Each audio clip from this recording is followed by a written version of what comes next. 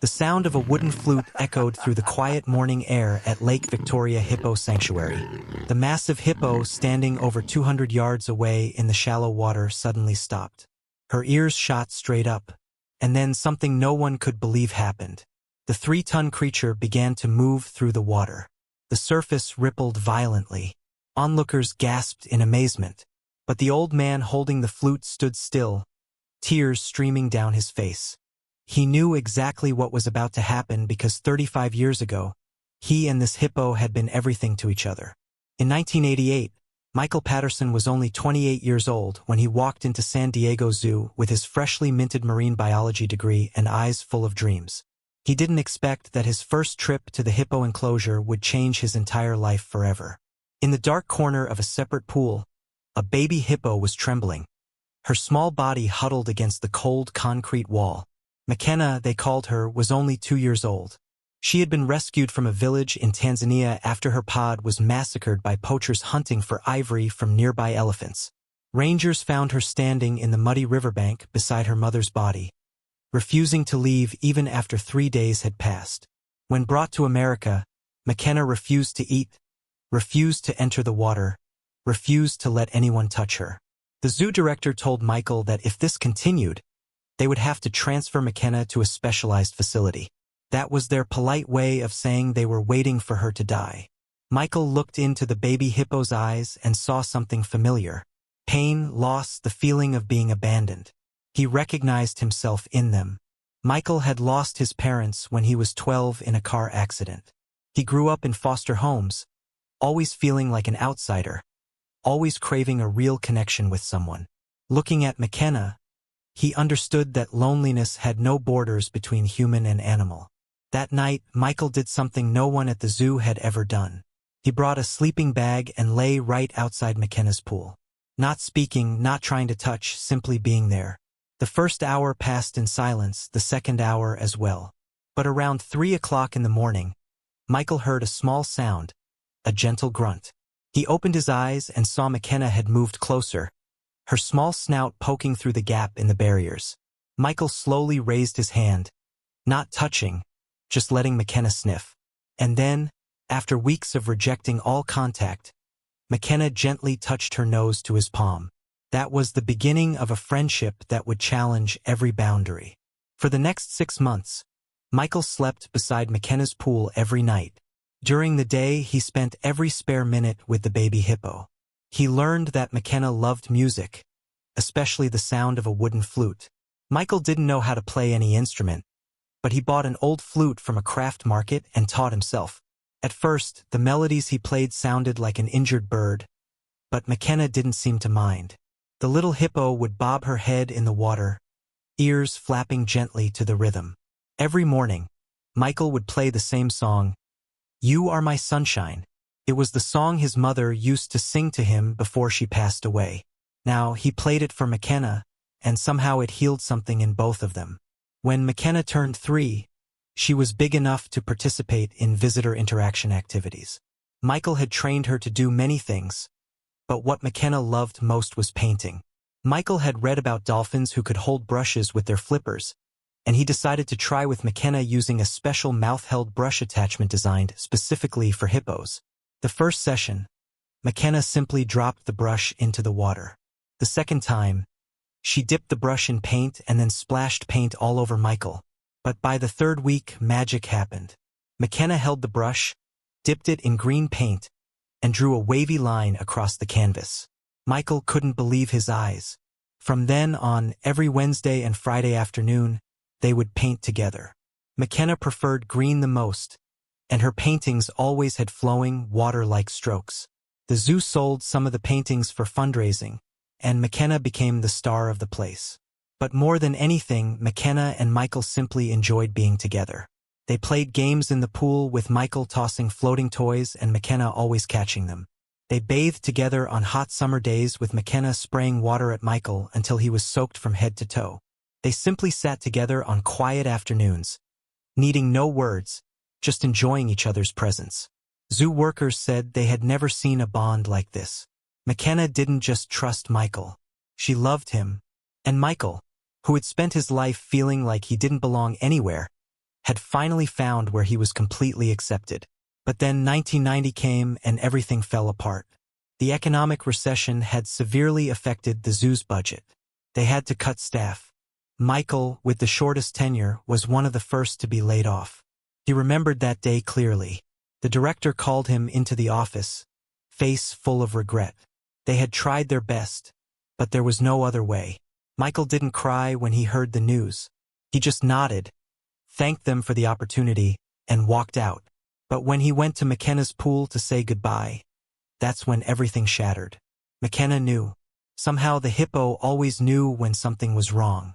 When Michael entered, McKenna was floating in the farthest corner of the pool, eyes looking at him with a sadness so deep that Michael felt his heart being squeezed. He walked closer, placing his hand on the pool edge. He told the hippo that he had to leave, but he would come back. He promised he would find a way to return. McKenna made no sound. She simply floated there, watching him.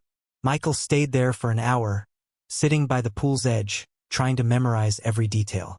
McKenna's soft grunts, the way she moved in the water, the slow, steady breathing. He wanted time to stop, but eventually he had to leave. When Michael stepped out of the enclosure for the last time, McKenna began to cry. It wasn't a normal grunt. It was a wail of pain, desperation. The cry of a creature losing the only thing she loved in this world. The sound echoed throughout the zoo, and everyone working there had to stop, shivering at the pain in that sound. Michael ran to the parking lot, drove away while tears blurred his vision. He could hear McKenna from far away, and that sound haunted him for months afterward. A week later, Michael received a phone call. McKenna had stopped eating. She floated in the corner of her pool all day, not responding to anyone. The zoo had decided to transfer her to Lake Victoria Hippo Sanctuary in Uganda, a place that specialized in caring for traumatized hippos. They thought a natural environment might help McKenna recover. Michael wanted to go there to say goodbye one last time, but they advised him not to. His presence would only make things harder. So, Michael sat at home knowing his best friend was being transferred thousands of miles away, and he couldn't do anything about it. He kept his promise. He tried to find a way back. He applied for jobs at Lake Victoria Sanctuary, but they had no openings. He tried to save money to visit, but life kept pulling him in different directions. He had to pay bills, had to find stable work, had to move on. The years passed. Michael met Sarah, a kindergarten teacher with a warm smile and a kind heart. They got married. He earned his doctorate, became a university professor. They had a small house in Seattle with a garden full of roses. Life was good. But not a day went by that Michael didn't think about McKenna. He always carried a photo in his wallet. The photo showed him and McKenna together. McKenna, only 3 years old, nose touching Michael's hand in an awkward nuzzle. Every time he opened his wallet, he saw that photo, and each time he felt a sharp pain in his chest. Sarah knew about McKenna. Michael had told her everything on their first date. She saw the pain in his eyes when he talked about the hippo, and she understood this wasn't just an animal he had once cared for. This was a part of his soul. When Michael turned 63 and retired from teaching, Sarah gave him a gift. It was a plane ticket to Uganda and an appointment at the Lake Victoria Sanctuary. She had contacted them beforehand, explained the situation, and they had agreed to let Michael visit. Michael looked at the tickets, then at his wife, tears flowing. He was scared. Scared that McKenna wouldn't remember. Scared the hippo would hate him for abandoning her. Scared that the beautiful memories would be destroyed by a disappointing encounter. But Sarah held his hand and said, "I know you need to do this. Whatever the outcome, you need to know. You owe it to yourself and you owe it to McKenna." So 35 years after they parted, Michael Patterson flew to Uganda, heart pounding in his chest, hope and fear intertwined in every breath. Long shadows cast across the parking lot of Lake Victoria Sanctuary as Michael sat motionless in his rental car, hands gripping the steering wheel so tightly his knuckles had turned white. The old photo of McKenna lay on the passenger seat, its corners worn and faded after 35 years kept in a wallet. He had driven from Entebbe Airport in a dreamlike state, GPS guiding him through lush countryside, past vast wetlands and distant mountains. With every mile he drew closer, his heart beat faster. Now he was here and he couldn't make his body open the car door. What if McKenna didn't remember? What if 35 years had erased every trace of the bond they once had? What if McKenna had found someone else and Michael's appearance was just an unnecessary disruption? A knock on the car window made Michael jump. A young woman was standing outside, about 30 years old, wearing the sanctuary's khaki uniform, black hair tied in a ponytail, face warm and open. She smiled and signaled for Michael to come out. Michael took a deep breath, opened the door, and stepped out. The Ugandan air was humid and hot, though it was only 8 o'clock in the morning. The scent of water hyacinth and wild papyrus filled the air. Professor Patterson. The young woman extended her hand. I'm Jessica Kamau, head caretaker here. We spoke on the phone. Michael shook her hand, his hand slightly trembling. Please call me Michael, and thank you for allowing me to come here. I know this isn't normal. Jessica smiled. We've seen many unusual things here, but I have to admit your story is one of the most special I've ever heard. She paused, her expression becoming more serious. But Michael, I need you to understand something before we proceed. McKenna has been through a lot since you knew her. She's not the baby hippo you remember anymore. Michael nodded, feeling his hands clench. I understand. What happened to her? Jessica began leading Michael along a trail toward the main area of the sanctuary. Around them were tall acacia trees, bird songs echoing, and in the distance, Michael could hear the sound of water lapping against the shore. When McKenna arrived here in 1990, Jessica began. She was in terrible condition, not eating, not swimming, not interacting with anyone. It took nearly 2 years for our staff to be able to approach her without her submerging or backing away. But we were patient, and gradually she began to accept her new environment. They passed through a large gate with a sign reading Professional Staff Area. Jessica continued. McKenna was stable for about 10 years. Then, in 2005, we discovered something horrible. She had been stolen from a sanctuary in Kenya before coming here and had been sold to an illegal wildlife trafficking ring. They treated her very cruelly: confinement, starvation, isolation. It took us 3 years to find her and bring her back. Michael felt his stomach tighten. I didn't know. I tried to keep track, but information was scarce. I thought she was in Uganda the whole time. No one knew, Jessica said gently. The operation was completely underground. Took us years to track her down. When McKenna returned in 2008, she was like a completely different hippo.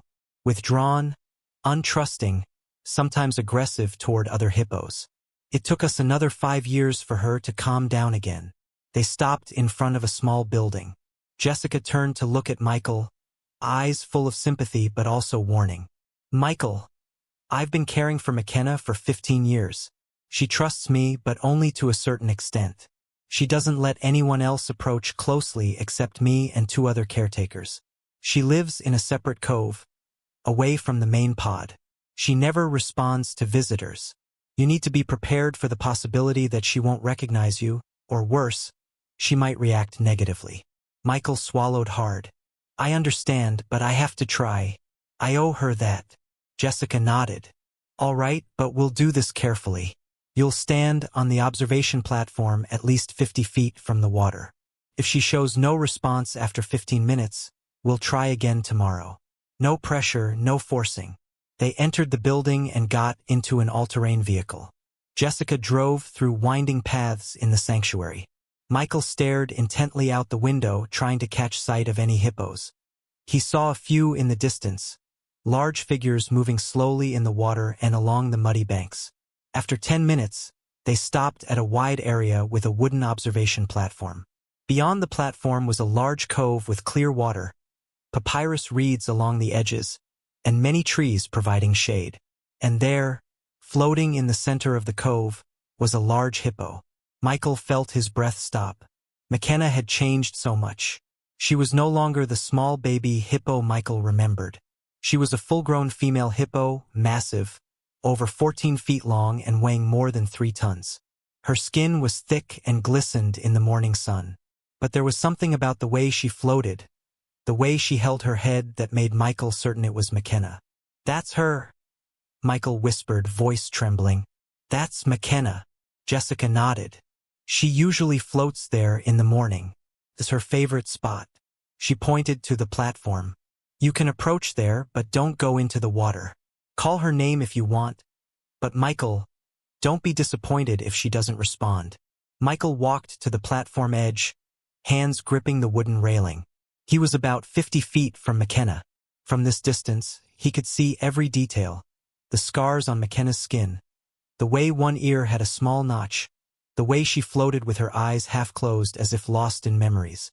"McKenna," Michael called, voice shaking. "McKenna, it's me, Michael." The hippo's ears twitched slightly, but she didn't turn. She continued floating there, body rising and falling gently with the water. Michael tried again, louder this time. "McKenna, do you remember me?" No response. McKenna didn't move, didn't turn her head. No sign that she had heard. Michael felt his heart sink. 35 years was too long, the distance too great. The bond had been erased by time and pain. He stood there for 10 minutes, calling McKenna's name, trying to make his voice sound familiar, trying to awaken any remaining memories. But McKenna simply turned and slowly swam away, disappearing behind a cluster of reeds. Jessica placed a hand on Michael's shoulder. "I'm so sorry." That's her typical response to strangers. "But hey, we can try again later. Sometimes it takes multiple attempts." Michael nodded, not trusting his voice. He turned away from the platform and followed Jessica back to the vehicle. As they drove back, Michael said nothing. He felt like a fool. He had come here with unrealistic hopes, believing their friendship was something immortal. But reality had shown him clearly. He was just a stranger. McKenna had moved on, and he needed to accept that. That evening, Michael sat alone in his small hotel room in the nearby town of Jinja. He had called Sarah, told her what had happened. She comforted him, told him that at least he had tried. But when he hung up, the room felt empty and cold. He opened his wallet, took out the old photo. Looking at his young face and the small hippo beside him, Michael felt tears flow. He had lost so much in his life, his parents, his youth, and now even the memory of McKenna felt tarnished. But as he prepared to close the wallet, he noticed something fall out. A small wooden object, the flute. Michael picked it up, fingers trembling as they touched the smooth surface. He had kept it all these years, a relic from their time together. He hadn't played it in decades. He brought the flute to his lips, hesitating for a moment, then blew. The sound came out weak and slightly off-key. He tried again, better this time, and then almost by instinct he began playing the melody, "You Are My Sunshine." The music filled the small room, and with each note memories returned. The mornings beside McKenna's pool. The way the baby hippo bobbed her head in the water. The eyes lighting up when hearing the melody. The pure joy in those simple moments. When Michael stopped, he knew what he had to do. He couldn't give up. Not after one try. He owed McKenna more than that. He owed himself more than that. The next morning, Michael arrived at the sanctuary early. Jessica was surprised to see him. "I thought you would need time," she said. "I want to try again," Michael said, voice determined. "And this time, I want to try a different way." He pulled out the flute from his pocket. Jessica looked at it, then at Michael, and something in her eyes changed. "You used to play this for her?" "Every day. For 2 years, the same song." Jessica thought for a moment, then nodded. "All right, but we need to do this right. McKenna usually comes to the eastern edge of the cove around 9 o'clock. There's a spot there where sound will carry well across the water. If you're going to do this, that's the best place." They drove to a different area of the sanctuary, where there was a sandy beach overlooking a large cove. From here, Michael could see almost the entire area. And sure enough, around 9:15, he saw McKenna emerge from behind the reeds. The hippo moved slowly through the water, head lowered, creating gentle ripples. She was over 200 yards away. "Now's the time," Jessica whispered. Michael stepped onto the beach, heart pounding like a drum. He looked at the hippo in the distance, then down at the flute in his hand. This was his last chance. If this didn't work, he would have to accept that McKenna was lost forever. He took a deep breath, brought the flute to his lips, and began to play. The melody of "You Are My Sunshine" rang out in the quiet morning air, each note clear and bright. Michael played with all his heart, pouring into the music every memory, every emotion, every year of longing. For the first 5 seconds, nothing happened. McKenna continued moving, not changing pace. But then she stopped. McKenna's ears jerked sharply, shooting straight up. Her head slowly lifted, snout reaching up as if trying to catch the sound in the air. In that frozen moment, the entire sanctuary seemed to hold its breath. Michael continued playing, eyes never leaving the hippo in the distance. McKenna turned around, her massive bulk rotating slowly until she was completely facing the direction of the sound. From this distance, Michael couldn't see her expression clearly, but he could sense the change in posture, the alertness, the absolute focus. Jessica stood beside the vehicle, hands gripping the frame, eyes wide. She had cared for McKenna for 15 years and had never seen her react like this to anything. Michael finished the song, breath nearly exhausted. In the brief silence after the last note, everything seemed suspended. Then McKenna took one step through the water, then another, and then she began to swim powerfully toward the shore. 3 tons of flesh and bone moved at an astonishing speed, water churning around her massive form. The sound of her movement through the water was like a wave, a primal sound that made the survival instinct in Michael scream to run. But he stood still, feet planted firmly in the sand. Jessica called out, "Michael, step back from the water's edge." But Michael didn't move. He stared at McKenna charging toward him, and in the hippo's eyes, he saw what no one else could see. Not anger, not attack, but recognition. McKenna came closer, 100 yards, 50 yards, 25 yards, and then just 10 feet from the shore, the hippo stopped, water lapping around her massive body.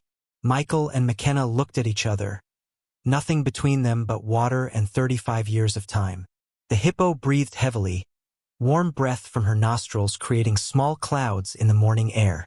Her ears spread wide, head slightly tilted as if trying to remember a long-ago dream.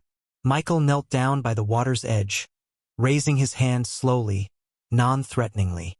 "McKenna," he whispered, voice trembling. "It's me. I came back." The hippo's snout reached forward, moving through the shallow water, shaking as if uncertain. It touched Michael's hand lightly, just a fleeting touch, then withdrew. McKenna took a step back in the water, then moved forward again, snout reaching out again. This time she touched Michael's face, moving along his cheek, his forehead, as if reading a map written in flesh and bone. Tears streamed down Michael's face as he stayed still, letting McKenna explore. "Yes," he whispered. "It's me. I didn't forget you.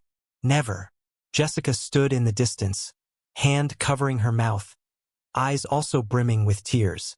She had witnessed many things in her career, but had never seen anything like this. McKenna made a sound, not a grunt or warning call, but a deep rumble, a low frequency that vibrated through the air and into Michael's bones. It was a sound Michael recognized immediately, the sound McKenna used to make when she was a baby hippo, when she was content, when she was safe, when she was with the person she loved. And then slowly and carefully, as if afraid everything would shatter, McKenna moved closer to shore.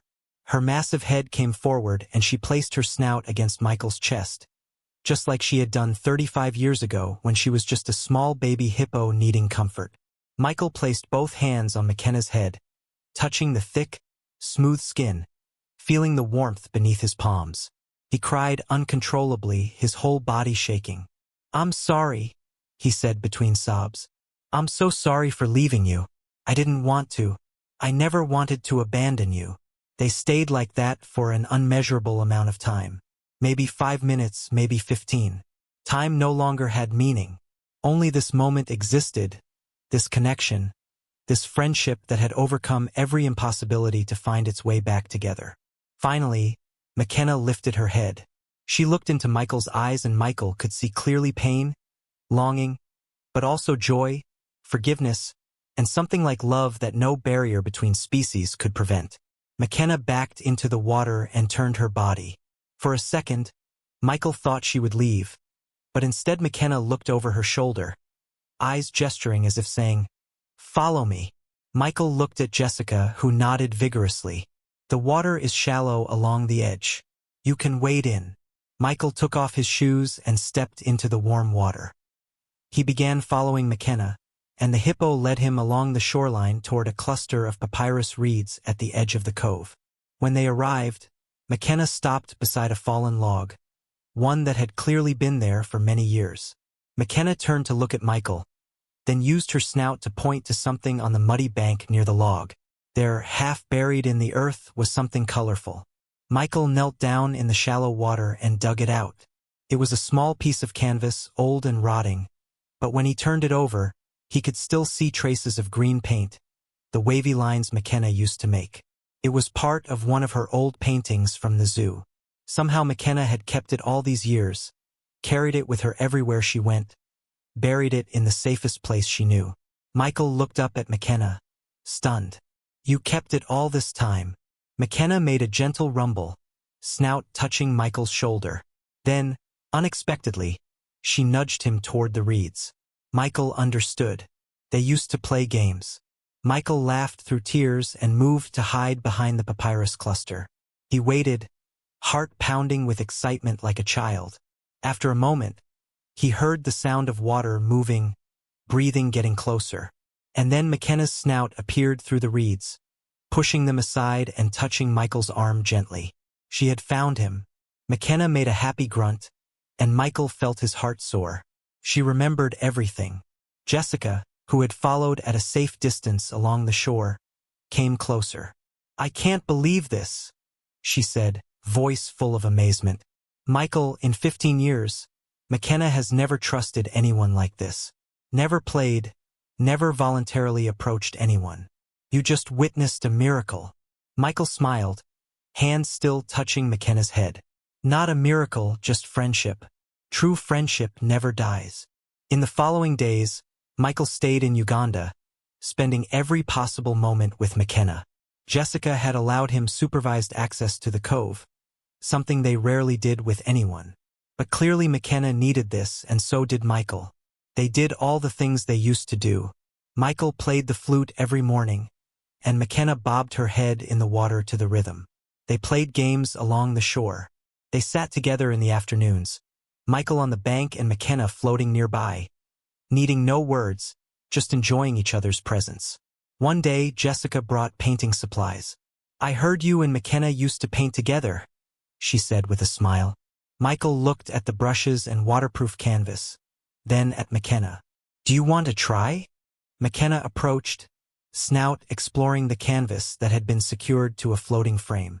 Michael dipped a brush in green paint and held it out with the special mouth attachment they had used at the zoo. McKenna hesitated for a moment, then took the brush in her mouth. For a few seconds she just held it, as if remembering. Then, with a careful motion, she painted a flowing line across the canvas. Michael laughed joyfully. "You still remember." They painted for an hour, McKenna creating bold wavy strokes and Michael adding smaller details around them. When they finished, the painting was a beautiful blend of colors and shapes, and it was beautiful because they had created it together. But as the second week began, Michael knew he had to face a difficult decision. Sarah had called. Life at home was waiting. He couldn't stay in Uganda forever. But how could he leave? How could he leave McKenna again? Jessica sat with him one evening, both drinking tea on the sanctuary office porch. "You're thinking about leaving?" she said. It wasn't a question. Michael nodded. "I don't know what to do. Last time I left her, it destroyed both of us. I can't do that again." Jessica was silent for a moment, then said, "Michael, I've seen the way McKenna looks at you. She loves you, no doubt, but she's also stronger than before. She survived terrible things and she's still here. She understands that sometimes people have to go. But you know what's different this time?" "What?" "This time you can come back. You can promise her and keep that promise. And I think she'll understand that." Michael thought about this. She was right. Last time he had been forced to leave with no way to return. But now he was retired. He had freedom. He could arrange his life to include McKenna. The next day, Michael sat with Sarah over video call and discussed everything. She listened, then smiled. "So we'll spend part of each year in Uganda," she said simply. "Are you serious?" "Completely serious. Michael, I've seen the photos you sent. I've seen your face over video. You're happy in a way I've never seen. If that means we spend several months a year in Uganda, then that's what we'll do." Michael felt a wave of love and gratitude for this woman. "Are you sure?" "Positive. Besides, I've always wanted to experience Africa, and there are schools here that need volunteer teachers." So a plan was made. Michael would return to Seattle, arrange their affairs, and then he and Sarah would spend 4 months each year in Uganda, renting a house near the sanctuary. Michael would volunteer there, spending as much time with McKenna as he wanted. But first, he had to say goodbye. On the morning of his last day, Michael came to see McKenna early, before the sanctuary opened to visitors. It was still dark, only the first light of dawn beginning to appear on the horizon. McKenna was floating near their special spot by the log, as if waiting. Michael waded into the shallow water, hands trembling. He knew he had to explain, even though McKenna couldn't understand language. Animals sensed intention, emotion, and Michael needed McKenna to know that this time would be different. "McKenna," he began, voice thick with emotion. "I have to leave again, but this time I promise you I'll come back. I'll return in 3 months, and after that I'll be here for months at a time every year. I won't abandon you again. I swear." McKenna looked into his eyes, and Michael believed she understood. There was a wisdom in those eyes, an understanding that transcended language. Michael took out the flute and began playing "You Are My Sunshine" one last time before leaving. He poured into the music all his love, all his promises, all his hopes for the future. When he finished, McKenna came closer, snout touching Michael's chest right over his heart. They stood like that for a long moment, completely connected. Then McKenna stepped back into deeper water and made a soft grunt, a sound Michael understood as, "Go! I'll be okay." Michael turned, tears flowing. But this time they weren't tears of desperate loss. They were tears of temporary separation with the promise of reunion. As he reached the shore, he looked back one last time. McKenna was floating by the log, watching him. No crying, no distress, just the quiet acceptance of someone who had learned that sometimes people have to go. But that doesn't mean love ends. 3 months later, true to his promise, Michael returned. This time Sarah came with him, and they had rented a cottage just 30 minutes from the sanctuary. When Michael walked down to the cove that morning, McKenna was waiting. The hippo didn't charge this time. She simply floated there, ears swaying gently. And when Michael waded into the water, McKenna placed her snout against his chest as if saying, "Welcome home." From that day forward, Michael visited McKenna almost every day during their time in Uganda. They painted. They played their games. They sat in comfortable silence. Jessica told Michael that McKenna had changed. She was less withdrawn, more cheerful.